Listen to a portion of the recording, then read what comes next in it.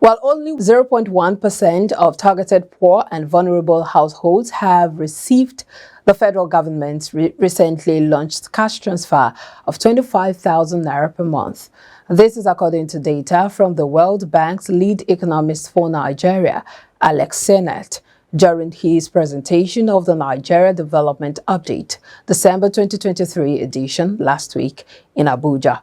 According to his presentation document, the federal government plans to make cash transfers to low-income households paying 25,000 naira per month for 3 months. Senate disclosed that currently 1.5 million households have received money, and the program is expected to reach 5 million households by the end of December. With only 1.5 million households paid out of the targeted 15 million, it means that payment has been made to only 0.1% of the projected households. This also means that 99.9% of the targets are yet to get their monthly 25,000 naira cash transfers, despite the overwhelming hardship in the country. Governor of the Central Bank of Nigeria, Yemi Cardoso, has said that the critical flaw in the implementation of the Naira redesign policy is responsible for the prevailing cash scarcity witnessed in Nigeria. This is on the back of continuous reports of cash scarcity witnessed across different parts of the country, despite the assurance by the Apex Bank that there is enough cash in the system. The CBN governor cited defects in various policies and noted that a comprehensive review initiative is ongoing. According to him, the poorly executed Naira redesign policy is the primary culprit. He noted that the bank is thoroughly examining all policies implemented over time to produce an elegant document outlining the clear rules and procedures necessary for navigating the Nigerian money market. The CBN governor cited the defect in the various policies and noted that a comprehensive review initiative is ongoing. Cardoso noted that the Supreme Court's recent ruling upheld the validity of the old notes beyond the initial deadline. And Nigerians are finding it more difficult to feed themselves as food inflation rose to 32.84% in November. According to the National Bureau of Statistics Consumer Price Index, November 2023 report released on Friday, headline inflation surged to 28.2% in November from 27.33% in October. The cost of food rose highest in Kogi, Kwara, and Rivers, where food inflation is in each state surged to 41.29%, 40.72%, and 40.22% respectively. The food inflation rate in November was 8.72% points higher than what was recorded in November 2022 at 24.13%. The report showed that the rise in food prices was caused by increases in the prices of bread and cereals, oil and fat, potatoes, yam and other tubers, fish, fruit, meat, vegetables, and coffee, tea, and cocoa. The NBS said, quote, on a month-on-month basis, the food inflation rate in November 2023 was 2.42%. This was 0.5% higher compared to the rate recorded in October 2023, which was 1.9%. An Osun Rural Access and Agricultural Marketing Project, an agency of the Osun State government, has disclosed plans to construct 3 agro-logistics centers for the purposes of keeping and processing farm produce coming from various parts of the state. The plan was disclosed by the ORAMP project coordinator, Mr. Razak Okedia, in Oshogbo on Saturday.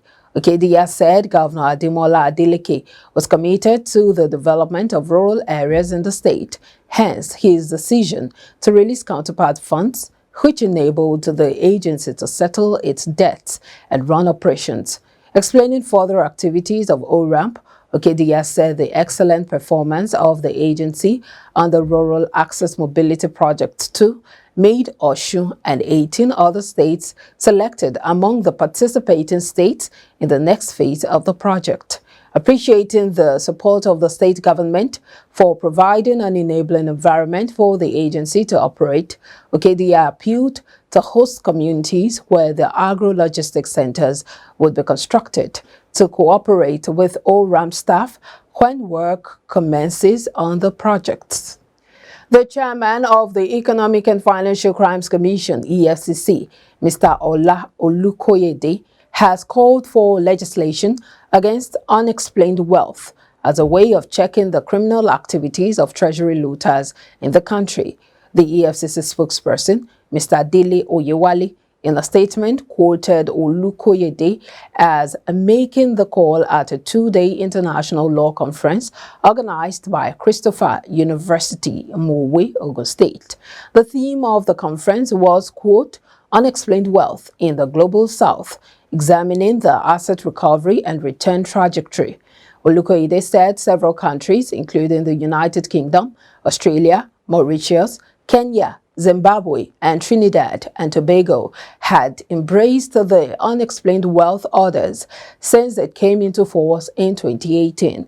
He said the EFCC was still relying on the provisions of Section 7 of its Establishment Act to check the menace. The EFCC boss, who was represented at the conference by the Abuja Zonal Commander, Assistant Commander of the EFCC, Ace 1 Adebayo Adeniyi, emphasized that treasury looters would have little cover if the issue of unexplained wealth was tackled more seriously across the world.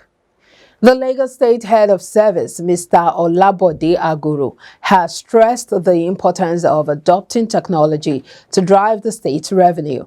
Represented by the Permanent Secretary, Lands Bureau, Kamal Oluwoshago Aguru, stated these at the weekend during the opening ceremony of a two-day retreat organized by the Ministry of Finance held at Eco Hotel and Suites, Victoria Island. A statement said on Sunday.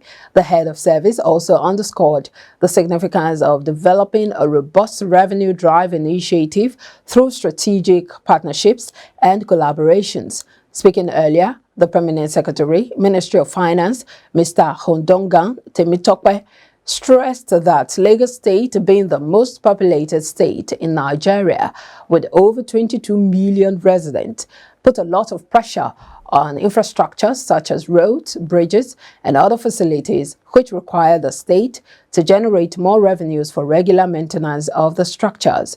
The Lagos State Governor, Mr. Babajide Sanwo-Olu, on Sunday announced a 750 million naira financial intervention scheme for Lagos traders tagged Lagos Trader Money.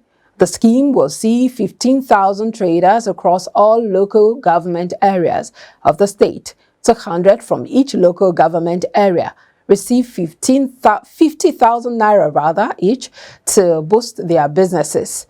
Announcing the scheme during the unveiling of the mid-level agro-produce hub in Idioro, in the Mushin area of the state, the governor said the Commissioner for Agriculture and the local government chairman in the state would meet to map out the modalities for the disbursement of the fund.